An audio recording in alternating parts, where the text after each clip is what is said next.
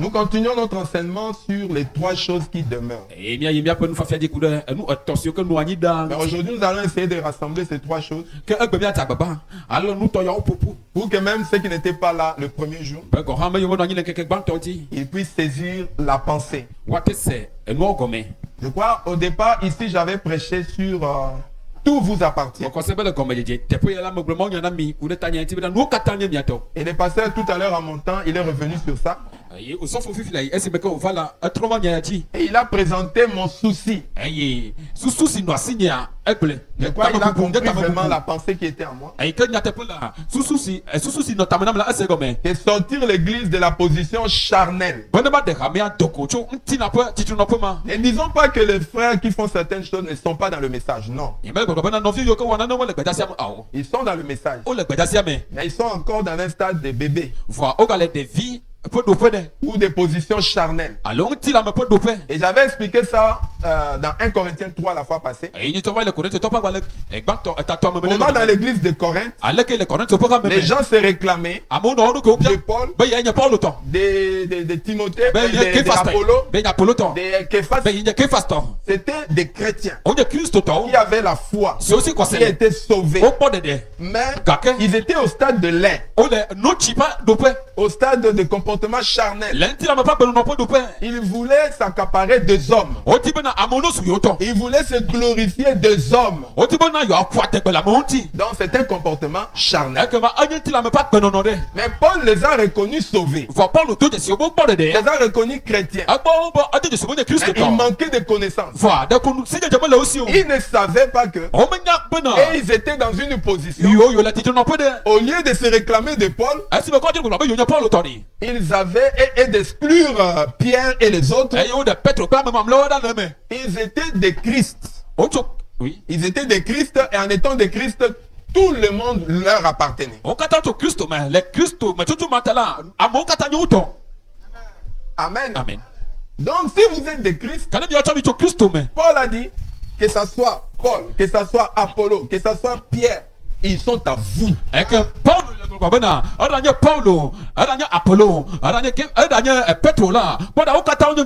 Est-ce que l'église croit cela? Et aujourd'hui, si Paul nous appartient, Apollo nous appartient. Aujourd'hui, Frère Branham nous appartient. Tous les 7 messagers nous appartiennent. Et si nous descendons, tous les pasteurs vous appartiennent. Amen. Amen. Que ce soit Guy, que ce soit Patrick, que ce soit Donné, que ce soit Prince, tout le monde vous appartient. Alors qu'est-ce qui se passe? Dieu donne ses brebis sous les gardes de certains ministères. Quand il a appelé Frère Prince, il faut que Prince ait des brebis qu'il conduit. C'est Dieu lui-même qui choisit les brebis qu'il va vous donner. Pour qu'ils soient sous votre garde. Amen. Amen. Mais que ce soit les brebis que Dieu a remis sous les gardes de Pasteur Prince, sous les gardes de tous les hommes de Dieu qui sont derrière moi, ou de tous les pasteurs que vous connaissez, ils sont tous à nous.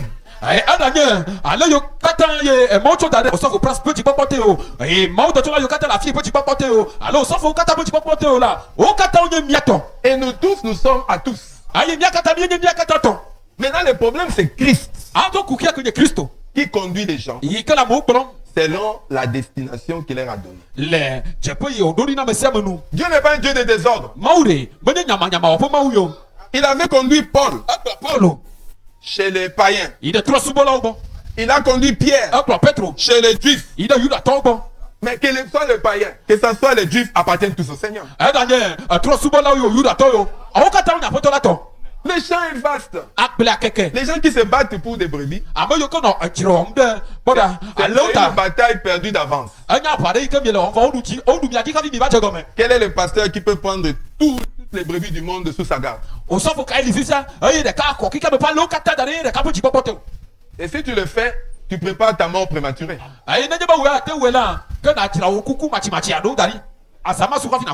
Parce que quand les pressions de toutes ces brebis-là viendront sur toi, tu vas faire comme Frère Branham, il dit, je me cache un peu pour me reposer. Pourquoi? Parce que tu ne peux pas être partout. C'est pourquoi Dieu, dans son amour, a planifié. Il a mis certains dans certains endroits pour jouer un rôle bien précis. C'est comme ici, il a placé Frère Prince. Amen. Amen. Et nous tous, nous devons le soutenir. Alors, là où Dieu vous a placé, vous devez soutenir ce ministère. Pas d'une manière partisane, mais d'une manière pour le corps de Christ. Amen. Amen. C'est très important. Alors, Paul est allé plus loin. Il n'a pas limité ça seulement au pasteur que nous possédons. Il dit que nous possédons aussi le monde entier. La vie, la mort, tout nous appartient. Et moi je crois cela. Amen. Amen. Que tout nous appartient. Amen. Amen. Alors pourquoi moi je prêche ces choses? Je vais lire dans cet art de l'église. Frère Branham nous parle de ce qui s'est passé à l'âge de Sardes. Qu'est-ce qui s'est passé dans cette église? Dans cette église-là, les gens en étaient arrivés au point où ils étaient comme des Corinthiens. Et dans les églises, il n'y avait que des disputes. Chacun se positionnant derrière un docteur quelconque. Et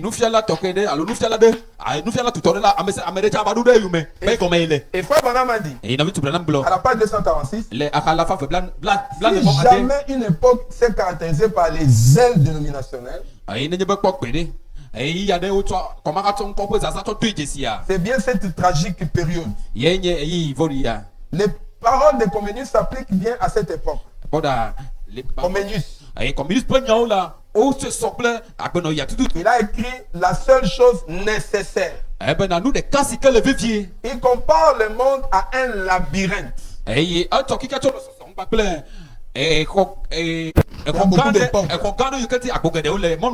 Donc on peut trouver la sortie en abandonnant ce qui est inutile. Et en choisissant la seule chose nécessaire, Christ. Le grand nombre de docteurs est à l'origine de la foule des sectes pour lesquels il y a bientôt plus assez de noms. Il y a plus assez de noms. Chaque église se considère comme la vraie. Ou tout au moins comme la partie la plus pure, la plus fidèle. Et ils se persécutent mutuellement avec une haine implacable. Aucune réconciliation mutuelle n'est à espérer. À l'hostilité, elles répondent par une hostilité sans réconciliation possible. À l'hostilité, la haine toujours.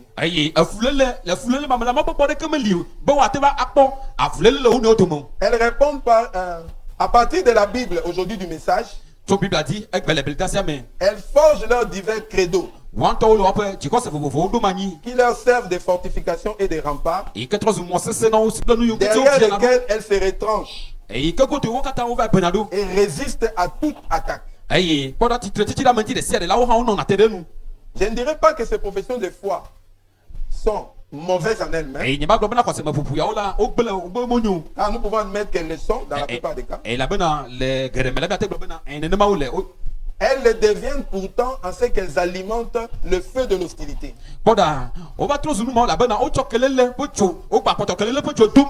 Ce n'est qu'en s'en débarrassant totalement qu'il serait possible de s'atteler à la tâche de guérir les blessures de l'église.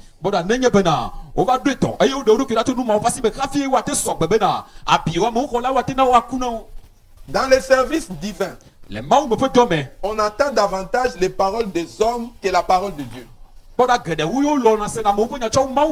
Chacun bavarde comme il lui plaît, passer son temps en des savantes dissertations,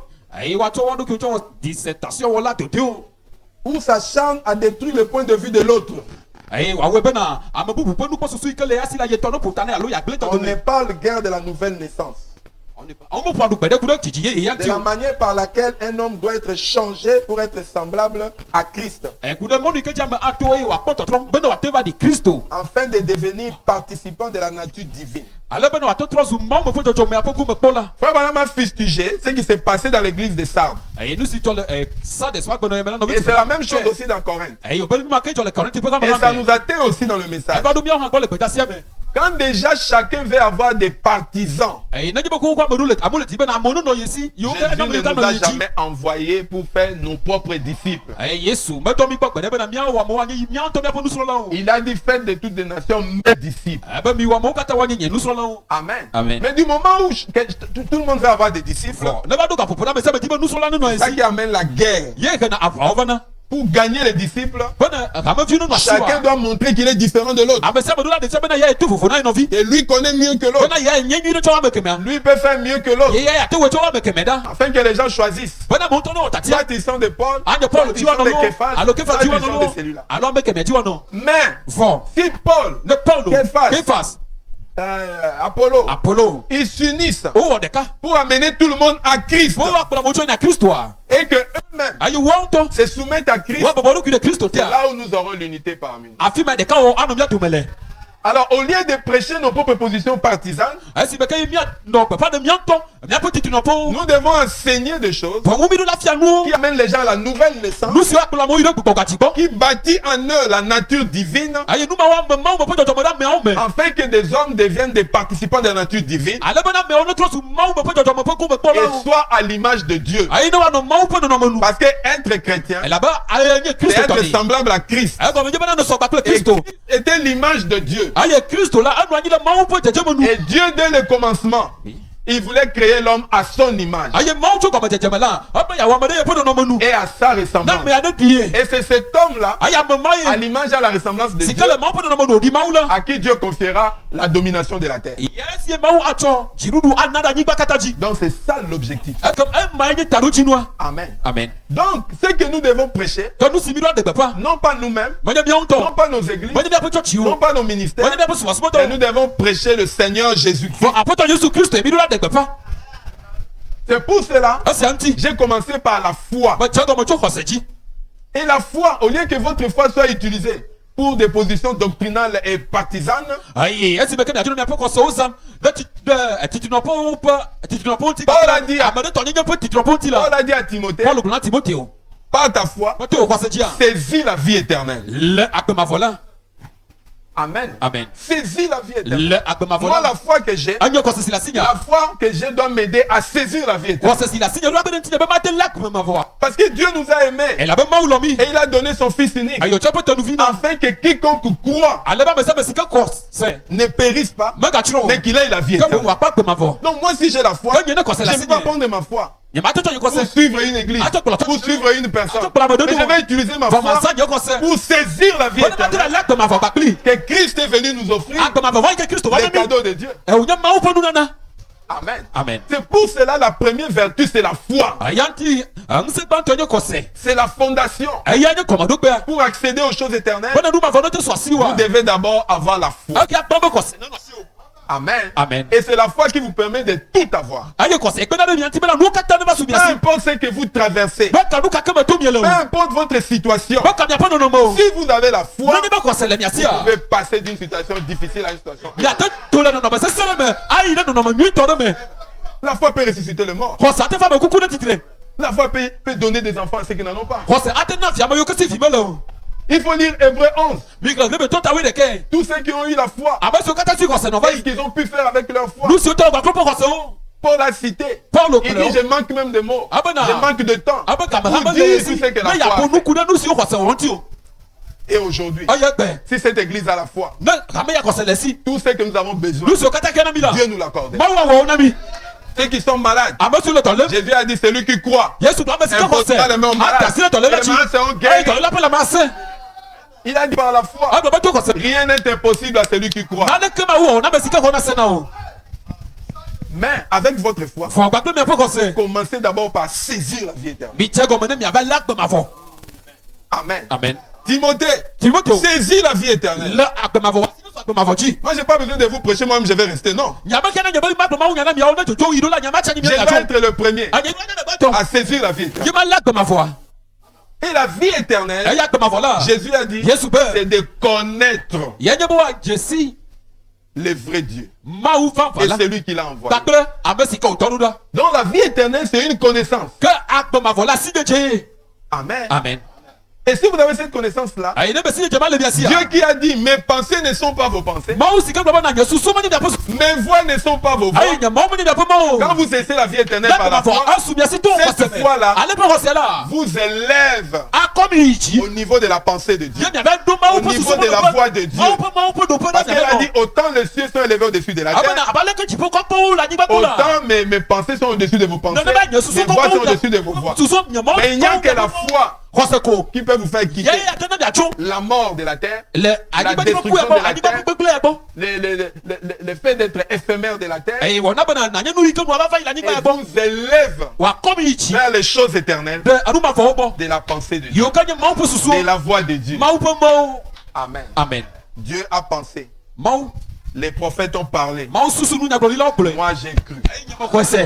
Et quand je crois, je monte au niveau des choses éternelles. Je tiens les choses immuables de la parole. Amen. Amen. Avec votre foi, quand vous saisissez la vie éternelle, vous montez vers la pensée de Dieu, vous montez vers la voix de Dieu. En ce moment, les épreuves de votre foi vous permet de grandir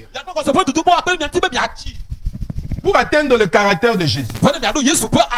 La Bible dit que Jésus-Christ, quoi qu'il était fils, il a appris par la souffrance atteindre l'obéissance, atteindre la perfection.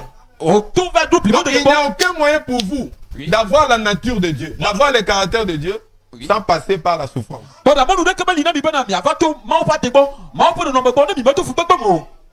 C'est là où l'Odyssée n'a rien compris. Il s'est dit que je suis riche. Je n'ai besoin de rien. J'ai de belles églises. J'ai un compte rempli. Mais Dieu le regarde. Il dit tu es misérable. Tu es aveugle. Tu es même nu. Tu es pauvre. C'est deux visions différentes. Amen. Amen. Parce que l'Odyssée est dans la terre. Il regarde les choses selon le monde. Mais Dieu la voit pauvre. Pourquoi? Dieu lui dit, viens acheter de moi l'or éprouvé par le feu pour que tu sois riche. L'or éprouvé par le feu, ce sont les épreuves qui transforme votre caractère mou à un caractère semblable à Jésus-Christ. Le caractère semblable à Jésus-Christ, c'est ça la richesse. Qui peut dire amen? Mais vous ne pouvez pas la voir sans passer par la souffrance. Aujourd'hui, les gens ne veulent pas voir la souffrance même avec les yeux. Ils croient à un évangile où si tu es croyant, tout va être facile pour toi. Dieu n'est pas un Dieu de facilité. Il a dit le chemin large, ça mène à la destruction. Mais le chemin réduit. C'est pour cela, très peu de gens seront sauvés à cause de ce que je suis en train de vous dire. Quand vous refusez la souffrance, vous n'atteindrez pas le caractère semblable à Jésus. Vous ne marcherez pas dans la voie que Dieu a tracée pour vous. Vous savez ce qui s'est passé? Quand Frère Branham avait découvert la voix de Dieu, il a quitté Jeffersonville pour aller habiter à Tucson. Parce que depuis l'enfance, Dieu avait mis en lui la soif de vivre dans le désert, en Arizona. Et quand il était arrivé au moment où il a cherché à comprendre la volonté de Dieu pour sa vie, il lui avait dit depuis longtemps, va en Arizona. Arizona là en question, c'est plus chaud que Lomé. Qui c'est ça? Ils ont le climat de Burkina Faso. Tu peux laver les habits comme ça, en quelques minutes ça se sèche. Mais lui, un blanc, qui a vécu dans la zone tempérée, Dieu la voit dans les désert. Il était chez lui à la maison à Jeffersonville. Là-bas, il est devenu locataire. Tous les 3 dernières années, Fanam a vécu. Il était locataire. Dans les déserts là-bas. Et c'est là où les 7 solions ont été révélés. Amen. Amen. Dieu l'avait amené là-bas pour lui donner le caractère d'un prophète. Parce que tous les prophètes, c'est du désert qu'ils ont reçu leur message. Jean-Baptiste était dans le désert. Amen. Amen. Alors, c'est pour arriver à ça, il faut vraiment que vos pensées changent. Vous voyez les choses d'une autre manière. Surtout vous les jeunes filles dans vos choix de mariage. Si le frère n'a pas voiture, n'a pas maison, n'a pas un salaire, un vrai boulot, je pense que ça peut pas être le choix de Dieu. Amen. Amen. Mais cherchez à monter dans la pensée de Dieu. Et si vous êtes dans la pensée de Dieu, Dieu vous conduira dans des chemins que vous ne comprendrez pas maintenant. Mais le but de cela, c'est de vous donner le caractère de Christ, qui est la vraie richesse, le vrai trésor. Amen. Amen. Qui a de la valeur devant Dieu. Vous savez que la seule chose que vous emporterez quand vous mourrez, c'est votre caractère. Maison, vous le serez. Marie, vous le serez. Les enfants, vous le serez. Les amis, vous le serez. Quand vous mourrez, la seule chose qui restera avec vous, c'est votre caractère. Si vous croyez, si vous avez l'amour, si vous avez l'espérance, c'est là où vous verrez la valeur de ces choses-là de l'autre côté. Amen. Et Dieu là-bas ne connaît pas possession. Il connaît ce que vous êtes. On dit, le voleur n'entrera pas. C'est le caractère. Le meurtrier n'entrera pas. L'adultère n'entrera pas. On cite les caractères. On dit le croyant rentrera. Frère Branham, on lui a dit, seul l'amour parfait rentrera. On ne parle pas de celui qui a une grande église. Celui qui a beaucoup d'argent. Quand on va vérifier, on voit l'amour en toi. Amen. Amen. C'est pourquoi l'apôtre et Frère Branham dit, dans les églises, nous écoutons seulement des discussions. Ils sont des combats partisans. Élection politique. Celui-ci veut attirer.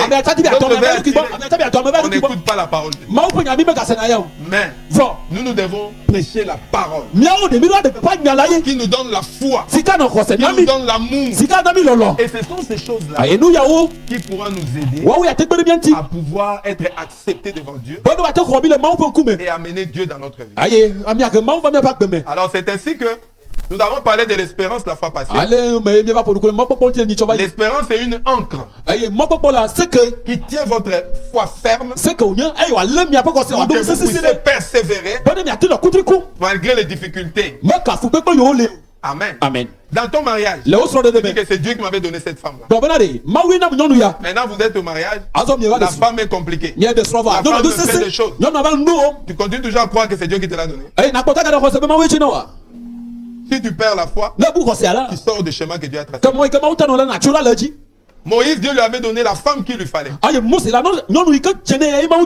Moïse avait un caractère. Dieu lui a donné aussi la femme. Il pouvait le garder dans le droit chemin. Amen. Amen. Frère Branham avait un caractère. Dieu lui a donné Méda. Il était en l'air. Quand il voit un avion, il veut voyager. Et Dieu lui a donné une femme qui était stable, qui restait avec les enfants. Alors les choix de Dieu dépendent du programme que Dieu a pour toi. Alors si tu as la foi, peu importe ce qui se passe, si tu as de l'espérance, c'est Dieu qui me l'a dit. Dieu sait ce qui est bien pour moi. Dieu me conduira. Dieu m'amènera au bout. C'est comme ça Abraham avait cru. Dieu l'a envoyé dans un pays. Et le pays en question, il n'y a pas à manger.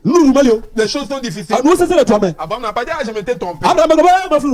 Si c'est Dieu qui m'avait envoyé, je vais trouver en place. Mais non, Abraham était sûr que c'est Dieu. Il est resté là, quelles que soient les difficultés. Et dans ces difficultés-là, Dieu lui a montré sa grandeur. Et c'est là où sa foi a grandi. Jusqu'à produire Isaac. Amen. Amen. Dieu ne nous a pas promis de la facilité. Il nous a promis des tribulations, des difficultés. Mais ces difficultés-là, c'est pour nous former. Amen. Amen. Et c'est dans cette formation-là que nous allons avoir son caractère. Et ce caractère-là, c'est ça la richesse. C'est ça des choses qui demeurent, qui nous donneront accès dans le royaume éternel. Amen. Amen. Alors je crois que vous suivrez le reste dans le banc qui a été enregistré. Aujourd'hui nous allons parler de la charité. Quand on parle de la charité, pour nous les frères du message, ça nous dit beaucoup de choses. Amen. Amen. Nous voyons la pyramide. Amen. Amen. Nous voyons que c'est la pierre des fêtes. Et nous savons que c'est l'âge de l'épouse. Et nous savons que c'est les 7 tonnerres. Et nous avons beaucoup de révélations sur la charité. Mais aujourd'hui, moi, je ne vais pas prêcher les mystères. Mais je veux que la charité soit réelle dans votre cœur. Que ça ne soit pas des théories, mais que ça soit la chose que vous possédez. Frère Branham, en parlant de l'amour divin, il nous a donné des expériences. Il n'a pas parlé d'une théorie. Il a dit, pour parler de l'amour, même si nous tous on était des écrivains, tous les océans étaient de l'encre, et on nous donnait le ciel, le parchemin, on ne pourra pas en parler éternellement.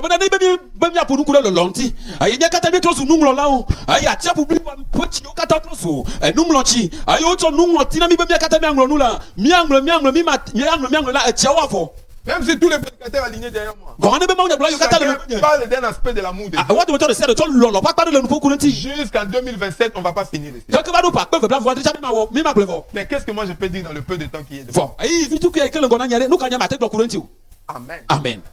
L'amour divin, Frère Branham a parlé de ça sous forme des expériences. Il a dit que quand le taureau est venu en charge contre lui, en tant qu'humain, il a regretté son fusil. Amen. Il dit, j'ai oublié le fusil. Donc, je dois me préparer à mourir. L'histoire dit que ce taureau-là avait déjà tué quelqu'un. Et le taureau venait à sa direction. Il n'avait aucun moyen. Mais en ce moment-là, quelque chose s'est passé. Qu'est-ce qui s'est passé? L'amour divin est rentré en moi. Je crois que ceux qui m'avaient suivi mes crédits, j'avais dit que même la foi que nous avons, c'est la foi de Dieu. Et l'espérance, c'est la victoire de notre foi sur les épreuves. Mais l'amour divin, c'est Dieu lui-même aussi qui vient répandre cet amour-là. Frère m'a dit, en ce moment-là, l'amour divin est rentré en lui. Et la Bible dit, l'amour parfait bannit la crainte. Celui qui a la foi, celui qui a l'amour, ne craint pas. D'ailleurs, l'amour et la foi sont pas. Frère Branham dit en ce moment-là, ce n'est pas la théorie, ce n'est pas l'histoire. L'amour divin dont je parle ce matin est rentré dans le prophète. Et dans une situation catastrophique, dramatique, son histoire serait finie. Il a senti l'amour. Et la Bible dit l'amour comprend tout. La preuve est que tu as l'amour, tu comprendras les gens. Comment les frères, comment les frères peuvent faire comme ça? Comment ma femme? Quand tu ne comprends pas, comprends une chose que tu n'as pas encore l'amour.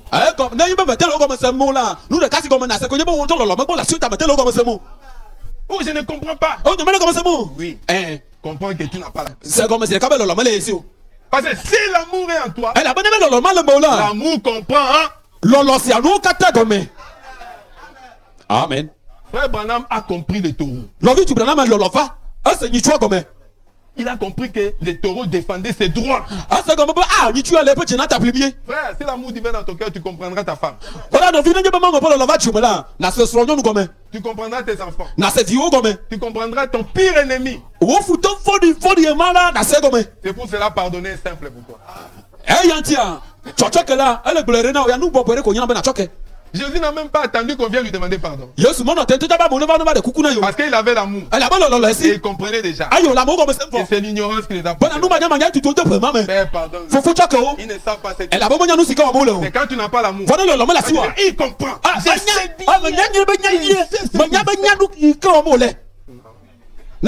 Comprends que tu n'as pas l'amour. Et frère Branham a compris le taureau. Que c'était son territoire. Et dans cet élan d'amour, il a regardé le taureau. Je ne suis pas venu te ravir ton territoire. Des passages. Pour aller prier pour un femme. Au nom de Jésus. Est-ce que le taureau comprend l'anglais?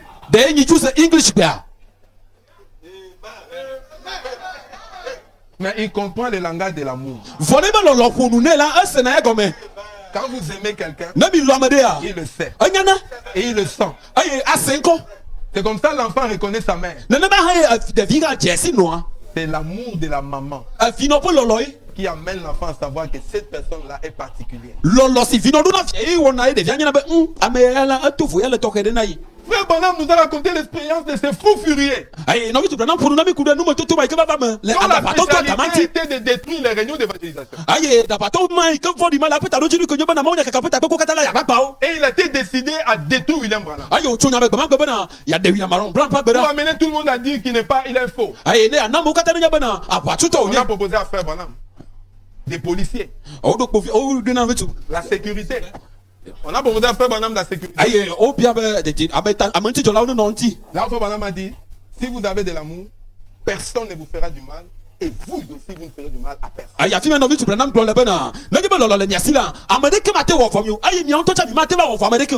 Parce que l'amour est une force plus forte que la mort. Si vous possédez le vrai amour. Et vous savez l'histoire. Comment le monsieur là était venu au moment venu pour pouvoir déranger la réunion. Et il rentrait avec des insultes et des menaces. Et tous les pasteurs qui étaient derrière Frère Branham, chacun a pris sa position. Donc on lui a dit. Il n'a pas voulu. Moi je ne vais pas avoir. Mais Frère Branham s'est tenu sur le rocher des arbres. Sa foi avait il avait la foi dans la parole de Dieu. Et à l'approche, il dit cet amour-là est venu dans son cœur. Il a regardé, il a aimé. Il a dit, mais cet homme, c'est pas lui. C'est le diable qui est derrière lui. Lui ne peut pas me haïr. Ce que je fais là, lui ne peut pas être contre ça. Alors Satan, puisque tu t'es levé contre l'Esprit du Seigneur, toi qui tombes. Amen. Vous voyez pourquoi l'amour est le plus grand? Le diable peut manipuler la foi. Il a utilisé la foi des Corinthiens pour monter les uns contre les autres. Celle de Paul. Il utilise notre foi. monter les églises contre les autres. Mais quand nous montons dans l'amour divin, nous comprenons. Nous saisissons les mystères. Nous comprenons tout. Nous comprenons les œuvres de Nicolaïte, le balamisme, le jézabélisme. Et nous sommes tous frères. Amen. Amen. Laissez-moi parler un peu de l'histoire de l'amour. L'histoire de l'amour, ça a commencé dans l'Ancien Testament. Je crois qu'à partir de là, nous pourrons mieux maîtriser l'amour. Dans l'Ancien Testament, dans Deutéronome chapitre 6, Moïse a fait le résumé de la loi que Dieu lui avait donnée. Mais il a fait un résumé étrange qu'on ne lit même pas dans les 10 commandements. Deutéronome 6, verset 4 à 5. Écoute Israël. Écoute Israël. L'Éternel notre Dieu est le seul éternel. Tu aimeras l'Éternel ton Dieu de tout ton cœur, de toute ton âme et de toute ta force. Amen. Amen. C'est l'Ancien Testament. Moi c'est pas atolia eta adeto couper un peu couper atolia dede ayata to wo ji blibo plan wo lu bo blibo ba plan wo nse katan lo Yehowa o maula. Amen. Dieu mau il dit aux enfants d'Israël deux choses. Ils doivent savoir qu'il est le seul éternel et qu'on doit l'aimer. Et cet amour qui demande a pris toutes les dimensions. De tout le cœur, de toute l'âme, de toute la force, entier. Amen. Jésus descend sur la terre. Jéhovah incarné. Marc 12.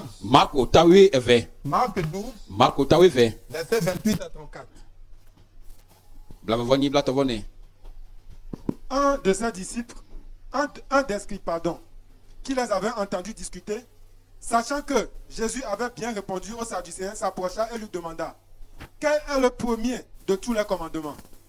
Jésus répondit: voici le premier. Écoute Israël, le Seigneur notre Dieu est l'unique Seigneur. Et tu aimeras le Seigneur ton Dieu de tout ton cœur, de toute ton âme, de toute ta pensée et de toute ta force. Amen. Amen. Continue. Et voici le second. Tu aimeras ton prochain comme toi-même. Il n'y a pas d'autre commandement plus grand que ceux-là. Amen. Amen.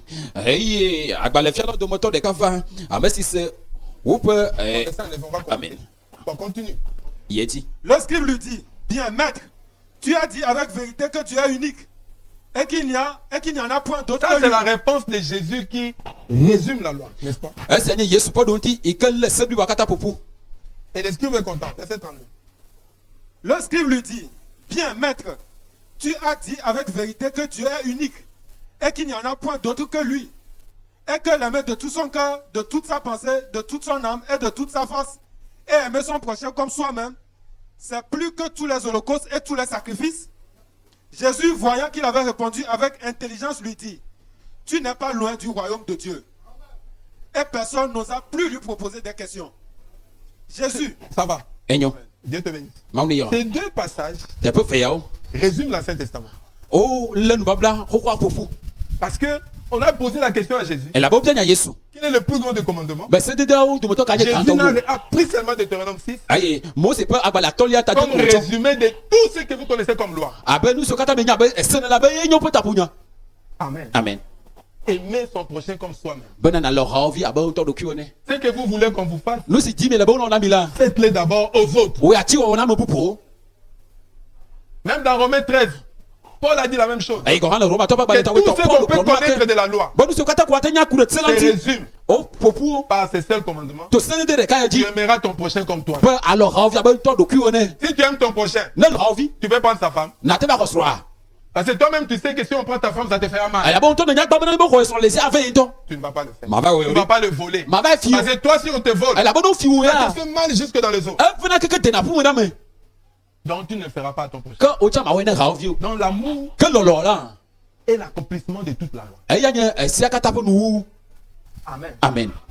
Alors, Cet amour que Dieu nous demande. Que loloma si bien ma le chomia boa. Où pouvons-nous trouver ça? Afrika ni atekwelo. Parce que comme la foi, il y a deux types de l'amour. Et abako se hanela lolo pour me vivre haneli. Comme madame dit, il y a l'amour philéo. Ay na vitu prana globana. Antila me polo lo hanli. L'amour que tout le monde a naturellement. Avec cet amour-là que vous aimez votre femme. Vous aimez vos enfants. Vous aimez vos frères. Vous aimez votre pays. Vous aimez les gens qui vous intéressent. C'est un amour qui est lié par ce que vous voyez, ce que vous entendez.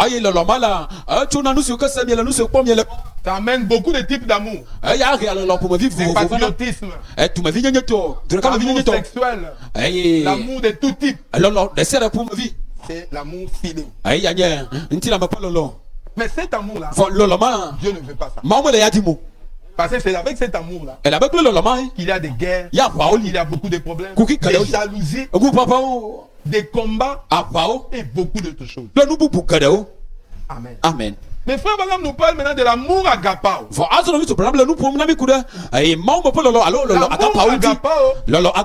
C'est de cet amour-là que nous parlons. La charité. L'amour de Dieu. Et cet amour-là, son histoire, sur la terre, on n'a pas trouvé. On n'a pas trouvé cet amour. Dieu qui nous a demandé d'aimer là, il sait que dans l'état où nous sommes nés d'Adam et Ève là, on ne peut pas produire cet amour.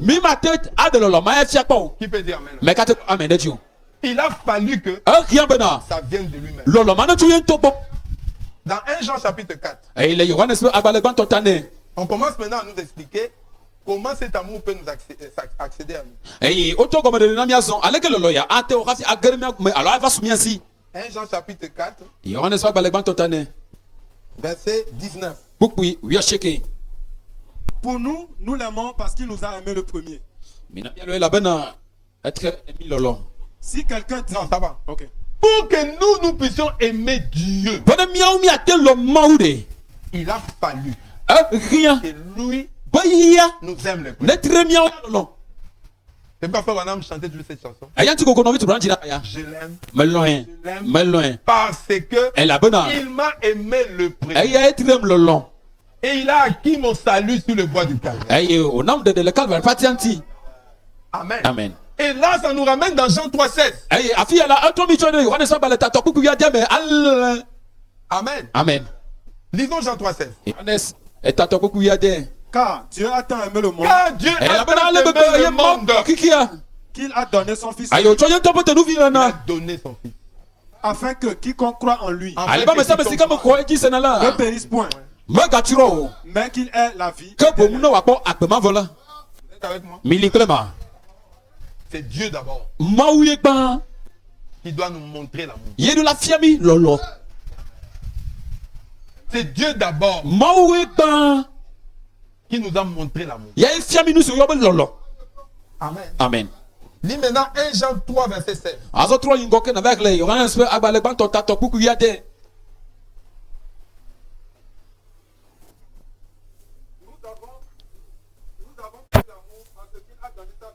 Amen. Dieu qui nous demandait de l'aimer, nous ne l'avons pas vu, on ne le voit pas, on ne sait pas comment il est, comment on pouvait l'aimer.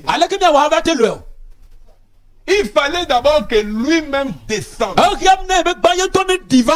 devient homme, qui nous permettent de le voir, pas entouré de feu, de tonnerre, de tremblements de terre, mais un Dieu humain. Emmanuel, Dieu parmi nous. Et il nous montrait maintenant une vie d'amour. Comment on peut aimer, ne pas regarder son propre intérêt. Jésus quitta le trône de son Père et descendit ici. Il accepta la crèche comme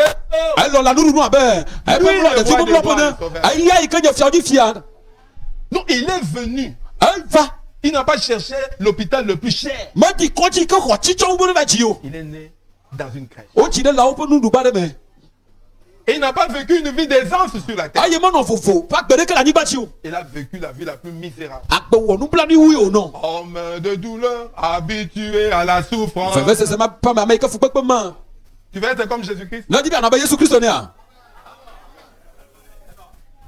Sœur, les jeunes sœurs, vous voulez être comme Jésus-Christ? Il était homme de douleur. Habitué à la souffrance. Quand on te réveille à 4h du matin déjà, vraiment.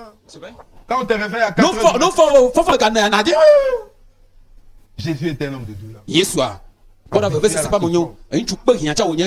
Il était venu nous montrer le modèle. L'exemple. Ésaïe 53. Et il a vécu non pas pour lui-même, mais pour nous. Il s'est mis à la place des autres. Il a lavé les pieds de ses disciples. Il nous a montré l'amour. Il est allé à la croix. Il a donné sa vie pour nous. Nous avons connu l'amour en Jésus-Christ. La vie éternelle, c'est connaître Dieu le vrai et celui qu'il a envoyé, Jésus-Christ. Et cette vie-là, c'est cette vie-là que toi et moi, Dieu veut que nous vivions. La vie Zoé. Tout le monde veut être patron. Jésus a dit, n'imitez pas les gens de ce monde. Parce qu'il y avait l'autre là, comment on l'appelle, le fils de Zébédée. Leur maman est venue. Quand tu seras dans ton royaume, mes fils qui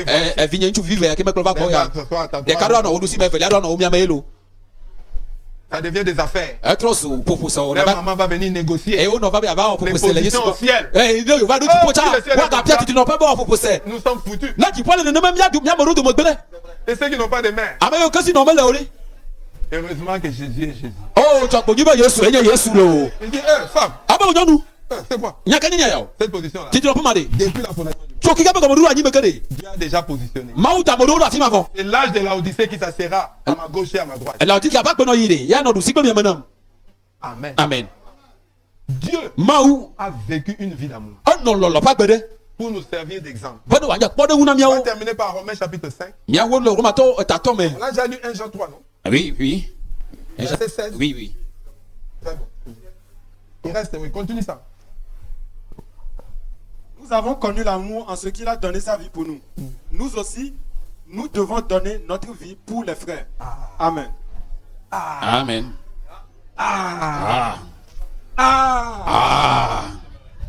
Nous avons connu l'amour. Il a donné sa vie. Nous aussi, on va faire quoi?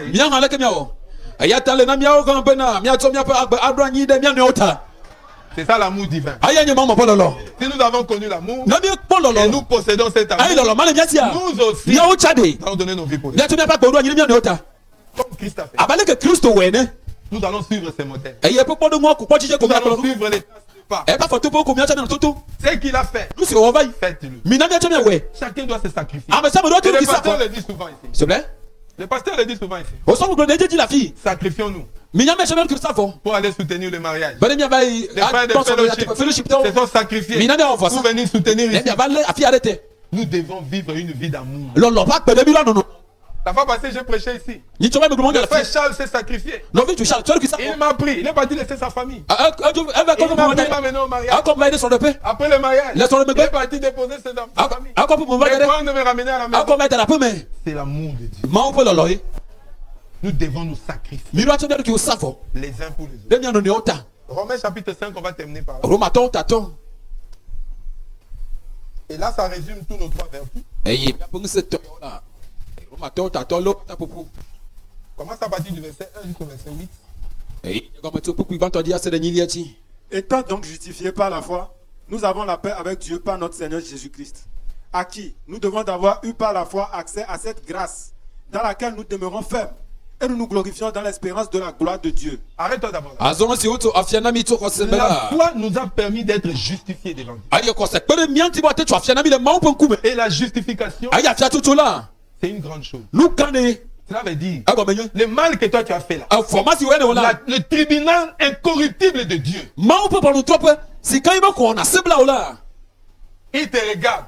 Au lieu de t'envoyer en enfer, à cause de la foi que toi tu es en Jésus, il te déclare juste. La foi n'est pas une petite chose. Vous connaissez l'histoire des prêtres Josué. Des souverains sacrificateurs Josué. Dans la Bible, dans Zacharie, il avait les habits sales. Dieu l'a condamné. Satan est venu à démontrer les accusations contre lui. Mais Dieu a dit que l'Éternel te réprime. Il a justifié Josué. Il lui a donné même une position. C'est la foi qui fait ça. Ça nous justifie devant Dieu. Ça nous donne accès à la grâce de Dieu. Combien de gens ont la foi ici? Oh, remerciez le Seigneur. Parce que vous êtes justifiés. Vous avez la grâce. Dieu ne regarde plus vos péchés. Dieu ne vous condamne plus. Et nous célébrons le salut par notre foi. Mais étant sauvés, nous nous réjouissons même dans les afflictions. Parce que nous avons l'espérance. Nous savons que Dieu nous passe par les afflictions pour nous débarrasser de péché, des caractères du diable, pour nous sanctifier, nous donner l'éducation des enfants de Dieu, pour que nous ressemblons à notre Père. Verset 3. Bien plus, nous nous glorifions même des afflictions, sachant que l'affliction produit la persévérance. La persévérance, la victoire dans l'épreuve. Et cette victoire, l'espérance. Or, l'espérance ne trompe point, parce que l'amour de Dieu est répandu dans nos cœurs par le Saint-Esprit qui nous a été donné. Car lorsque nous étions encore sans force, Christ autant marqué est mort pour des impies. À peine mourrait-on pour un juste, quelqu'un peut-être mourrait-il pour un homme de bien, mais Dieu prouve son amour envers nous en ce que, lorsque nous étions encore des pécheurs, Christ est mort pour nous.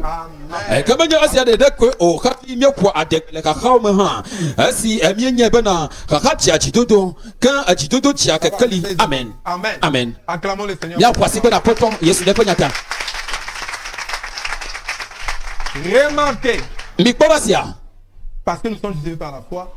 Nous sommes sanctifiés dans les épreuves. L'amour de Dieu est répandu dans nos cœurs par le Seigneur. On n'avait pas un autre moyen d'avoir l'amour qu'on nous réclamait dans l'Ancien Testament. Il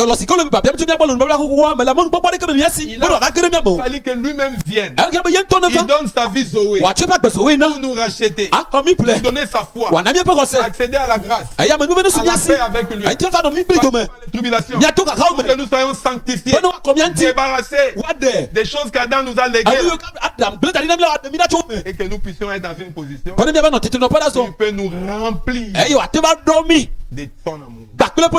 C'est ça qui est arrivé à faire pendant quand il était devant le taureau. Dieu a rempli son amour. Et avec l'amour de Dieu, il avait le caractère de Dieu. Et il pouvait dominer. Il pouvait gouverner. Parce que l'amour est la puissance qui domine. L'amour, c'est la pierre de fer. L'amour, c'est ça le troisième point. Et quand cet amour-là est en vous, frère, les petites affaires que vous avez là, vous puissiez les régler. 1 Pierre chapitre 4, verset 8. On conclut par là.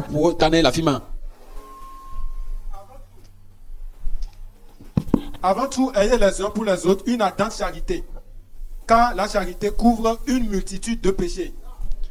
Amen. Amen. Que cet amour-là soit dans vos cœurs. Et ça va couvrir les multitudes de péchés. Vous allez vous pardonner mutuellement. Et tout ce qui fait que les gens sont tristes. Quand ils se voient, ils s'échappent.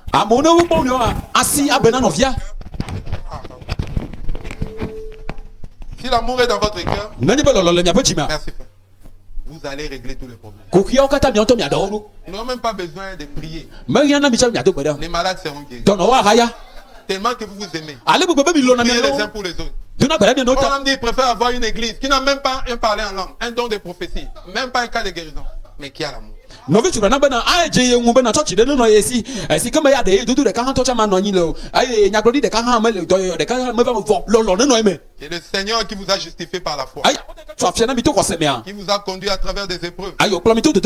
Et vous avez persévéré par l'espérance. L'heure est arrivée. Qu'il remplisse nos cœurs de son amour. Lèvons-nous sur nous.